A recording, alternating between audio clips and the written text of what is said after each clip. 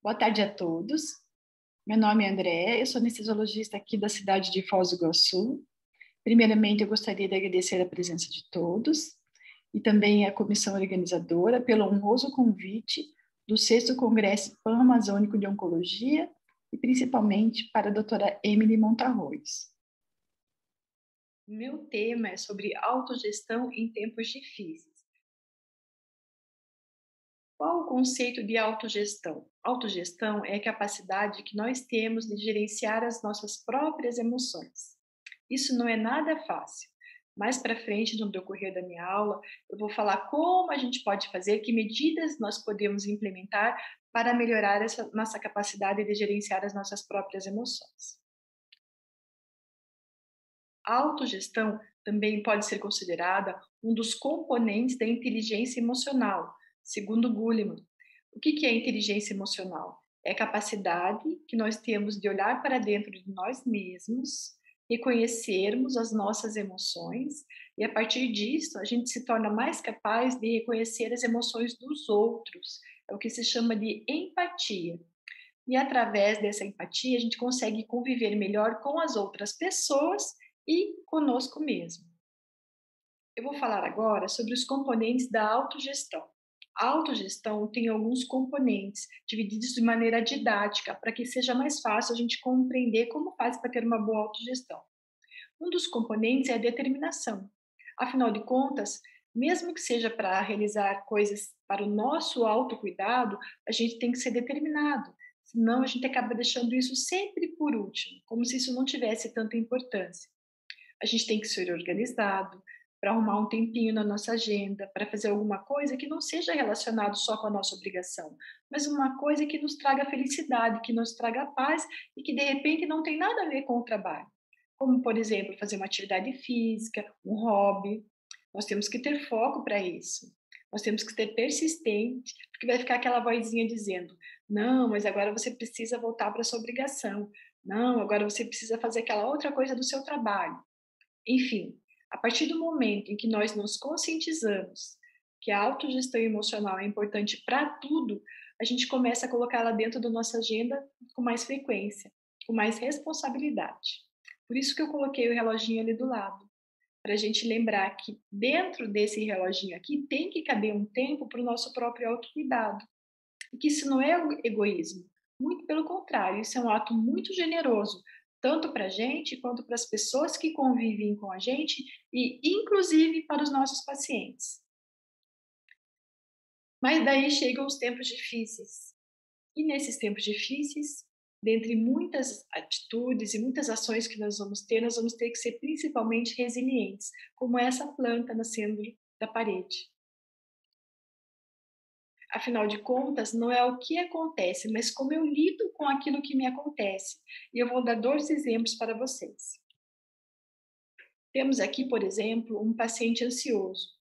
Acontece que esse meu paciente, ele está ansioso e acha que esse problema pelo qual ele está passando vai durar para sempre, né? Ele acha que não deveria estar se sentindo assim. Ele acha o sentimento dele uma coisa feia, uma coisa assustadora, uma coisa boba, uma coisa do qual ele deveria se envergonhar. Ao invés de enfrentar isso, ele quer colocar isso debaixo do tapete, ele quer reprimir essas emoções. E o que acontece? Ele começa a se sentir cada vez mais inseguro e desesperançoso. Isso não ajuda em nada. Ao contrário, o outro paciente também tem um problema no qual ele se sente ansioso, mas diferente do primeiro, ele entende que isso um dia vai desaparecer, que isso um dia vai mudar. Ele entende também e consegue enxergar que outras pessoas possam estar passando pelos mesmos problemas. Isso faz com que ele comece a aceitar melhor a situação dele, porque ele entende que é temporário, ele entende que não está sozinho, e ele entende que consegue ter um controle razoável da situação. Provavelmente esse paciente vai ser mais colaborativo, vai conseguir enfrentar melhor tudo que ele tem que enfrentar pela frente. Ou nos tempos difíceis, essa pessoa vai conseguir enfrentar melhor seus problemas, de maneira mais racional e mais equilibrada. Afinal de contas, a impermanência é a essência da condição humana. Essa frase eu tirei desse livro Gestos de Equilíbrio, do Tartang Tuku, que é um monge tibetano. E ele nos ensina várias coisas, e uma delas é sobre essa questão da impermanência. Tudo na nossa vida vem e vai, não só as coisas ruins, as coisas boas também. Então, o que que nos resta?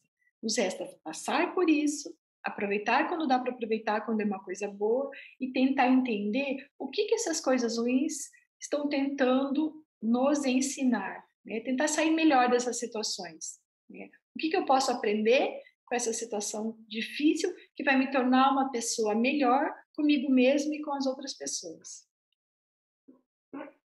Falar para vocês um pouquinho do paradoxo de Stockdale. Quem foi Stockdale? Stockdale foi um almirante, tá? Veterano de guerra do Vietnã, que inspirou Jim Collins, um escritor norte-americano, a criar esse conceito filosófico que leva o nome dele. Stockdale ele ficou preso em Hanoi durante 7 longos anos. E por ser um almirante, um líder, ele foi mais judiado do que os outros soldados de guerra. Então, por isso que quiseram saber como você conseguiu sair vivo de lá.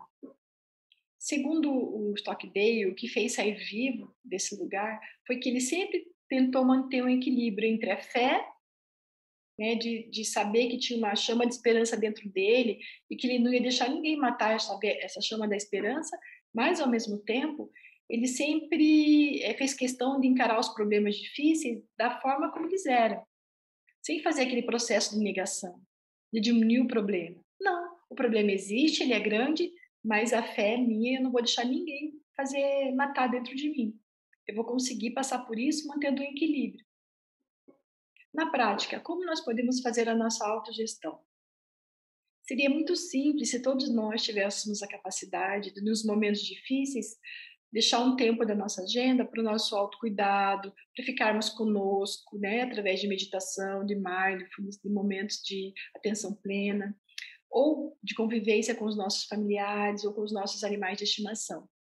Acontece que nos tempos difíceis, muitas vezes, a gente não tem força para nenhuma dessas coisas, pelo menos não para conseguir enxergar isso e conseguir aproveitar de maneira adequada. Às vezes, nos momentos difíceis, a gente precisa procurar ajuda. Nem que para isso a gente tenha que parar, respirar fundo, dar 2 passos para trás para depois conseguir caminhar longe, mais para frente. E de que ajuda se trata?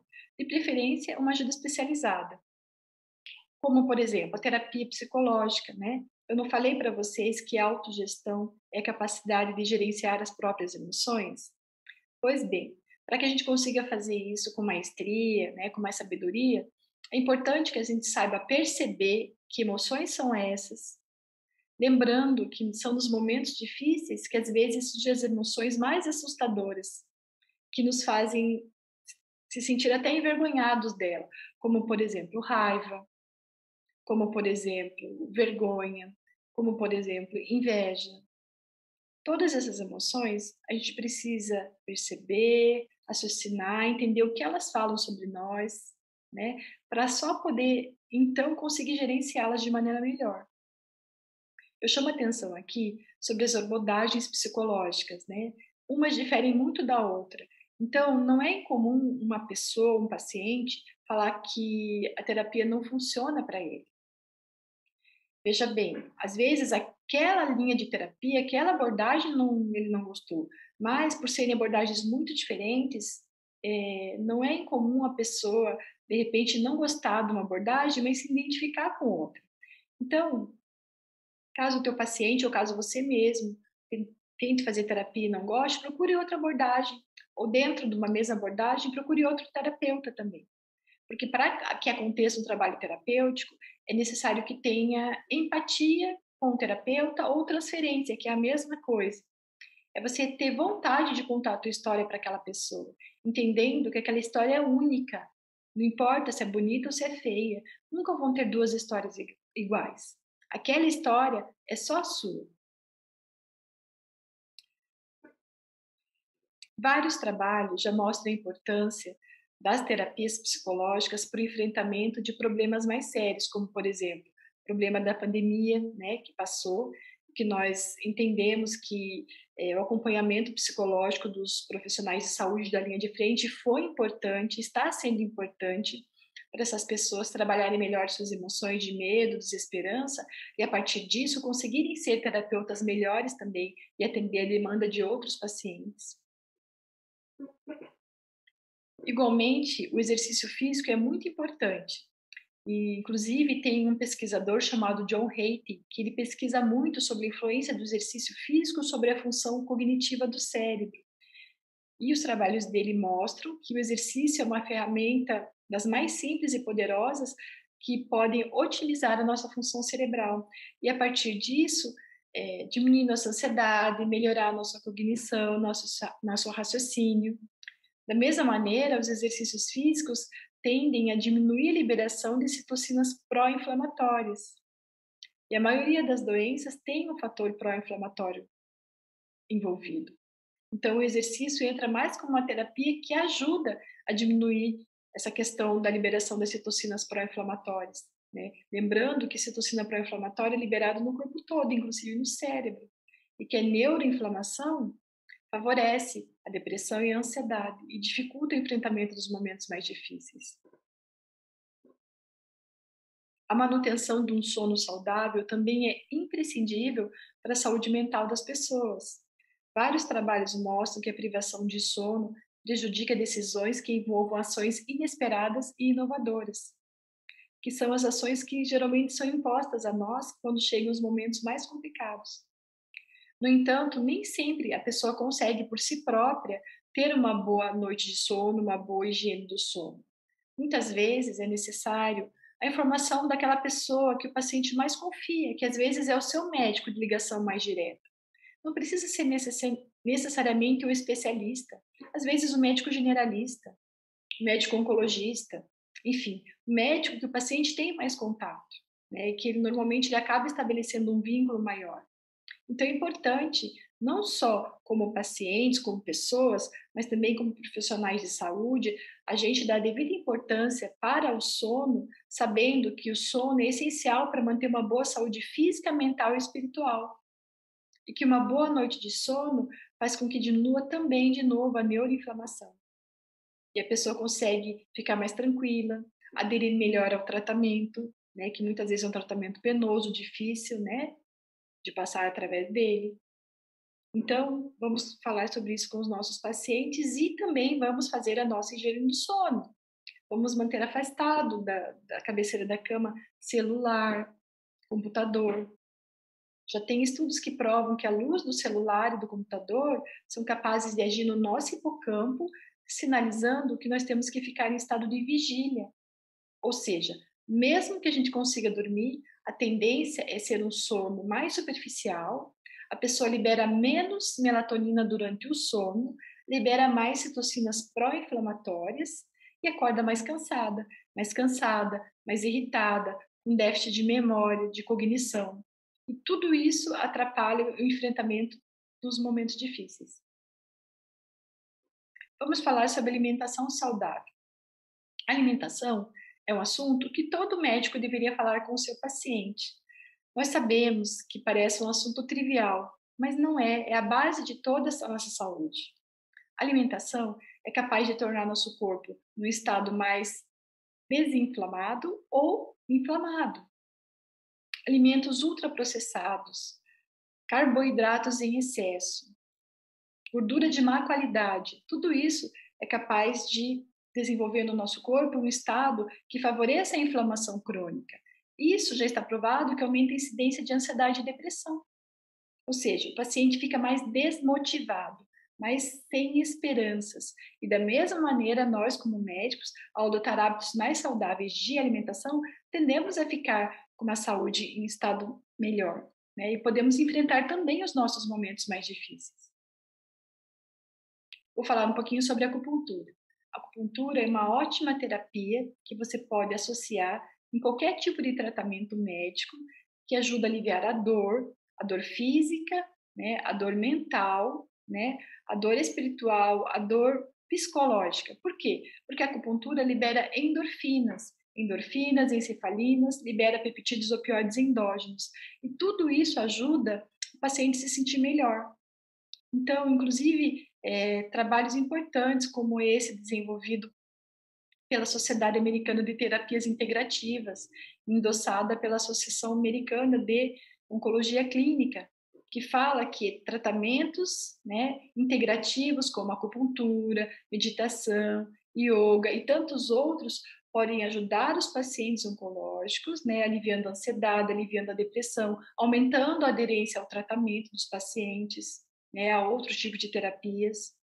Enfim, são tratamentos que ajudam em todas as fases do tratamento oncológico.